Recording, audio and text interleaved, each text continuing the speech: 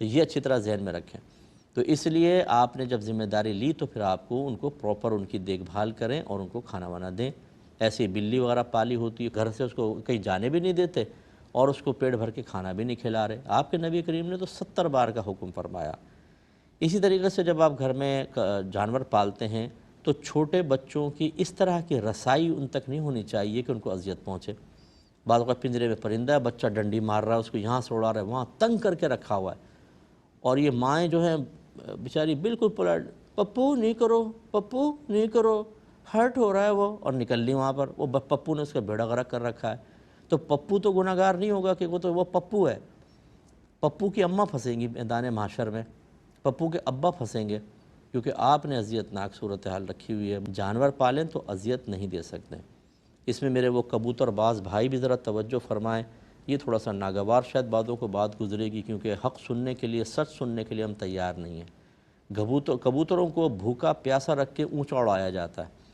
اور جس کا کبوتر سب سے آخر میں اترے بھئی وہ بہت بڑا ماہر آپ کبوتر باز ہیں۔ بھوکا پیاسا آپ نے کبوتر کو اڑایا ہوا ہے، اڑنے پہ مجبور کیا ہوا ہے، پھر وہ ٹکڑے لڑاتے ہیں آپس کے اندر، اس میں بھوکے پیاسے کبوتر اڑ رہے ہیں، سیٹیاں مار رہے ہیں، پردہ ہلا رہے ہیں، اس میں پھر دوسرے کا کبوتر اتار کے پکڑ لینا بڑا قابل فخر ہے، حالانکہ حرام ہے، یہ گناہ کبیرہ ہے۔ یہ لقطہ کا حکم میں ہوتا ہے، لقطہ کا مطلب گری پڑی چیز، وہ مسلمان بھائی کی امانت ہے، اس تک پہنچانا واجب، لیکن کبھی شرعی احکام سیکھے تو ہوں۔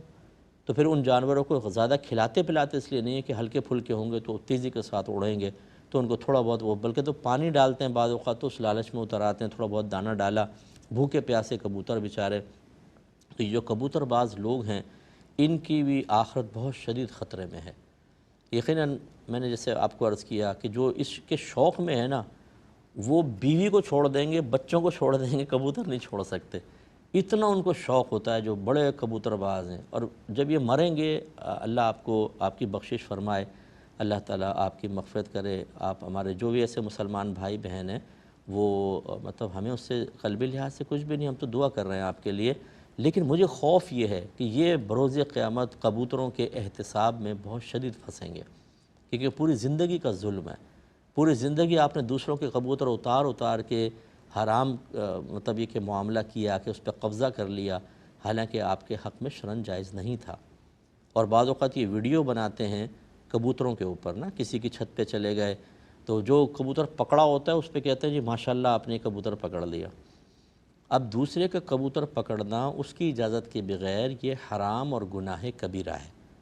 اور آپ اس پہ کلمہ تحسین کہہ رہے ہیں ماشاءاللہ آپ نے کبوتر پکڑ لیا، یہ تو ایمان کے لیے بھی بہت شدید خطرہ ہے۔ تو جتنے یہ ویڈیو بنا کے ہمدردی کے اندر آپ ڈال رہے ہیں یوٹیوب کے اوپر، میں ان بچوں سے گزارش کرتا ہوں کہ بیٹا تھوڑا سا دین سیکھ لیجئے آپ، اگر آپ کچھ کرنا چاہتے ہیں، اپنی ویڈیو آپ چاہتے ہیں کہ لوگ دیکھیں، اس کو یہی شوق ہوتا ہے آپ کا، ورنہ آپ کو کیا فائدہ کسی کی چھت پر جا کے اس کے کبوتر دکھانے کا۔ لیکن آپ جب ایسے کلمات کہتے ہیں تو یاد رکھیں ان پر بھی اللہ کی طرف سے گرفت ہو سکتی ہے۔ رحمت کونین صلی اللہ علیہ وسلم نے ارشاد فرمایا کہ بعض اوقات انسان اپنی زبان سے ایک کلمہ نکالتا ہے اور اسے اس کی برائی یا قباحت کا احساس بھی نہیں ہوتا، اور وہی کلمہ اسے جہنم میں لے جانے کا سبب بن جاتا ہے۔ اس لیے یہ بڑے خطرات ہیں ہمارے اس میں۔ اسی طریقے سے جو کبوتر بیچ رہے ہوتے ہیں نا، اب ان کی اپنی مجبوریاں ہوتی ہیں، بہرحال اللہ، یعنی کبوتر نہیں کوئی بھی جانور بیچ رہے ہوتے ہیں، اتنے چھوٹے چھوٹے پنجروں کے اندر جانور بھرا پڑا ہے، اور وہ بیچارے نہ ان کو دانہ صحیح دے رہے ہیں، نہ پانی صحیح دے رہے ہیں، روزانہ اٹھا کے اندر، روزانہ اٹھا کے باہر،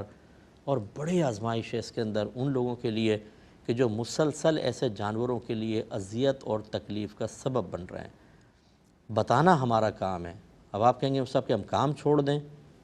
مطلب میں یہ تو نہیں کہہ رہا ہوں کام چھوڑ دیں، لیکن آپ کو بہرحال ایسا طرز عمل اختیار کرنا ہوگا کہ ان کو مسلسل اذیت اور تکلیف سے بچانا تو آپ کی ذمہ داری ہے۔ اگر آپ کہتے ہیں دکان ہی چھوٹی ہے کیا کریں، تو پھر بس یہ ضرور ہے کہ آپ ایک ذہن میں رکھیں کہ بروز قیامت اس کا حساب ہونا ہے۔ اب اللہ تبارک و تعالیٰ آپ کے ساتھ کیا معاملہ کرتا ہے، جو مجبوری آپ مجھے بتانا چاہ رہے ہیں صاحب دکان چھوٹی ہے، جانوری تو رکھنا ہے، یہی اللہ کی بارگاہ میں پیش کر دیجئے گا۔ اب وہ رب ہے، آپ اس کے بندے ہیں، ہم کوئی سخت حکم اس پہ اس لیے نہیں دے سکتے کہ آخرت کا معاملہ اللہ کے ذمہ کرم پر ہے، چاہے تو عذر قبول کر کے بخش دے اور چاہے تو اس پر سزا جاری کر دے، لیکن معاملہ بڑا خطرناک ہے۔ اچھا، ایسی ایکوریم میں جب آپ مچھلیاں پالتے ہیں ان کا خیال رکھیں، لیکن میں اس کو منع نہیں کرتا ہوں، کیونکہ بعض اوقات ایسا ہوتا ہے مچھلی جاری ہوتی ہے تو وہ ایکوریم کی دیوار سے ٹکراتی ہے، لیکن وہ تھوڑی یہ جو مچھلیاں ہوتی ہیں اکثر یہ ایکوریم میں رہنے کی عادی ہوتی ہیں نا،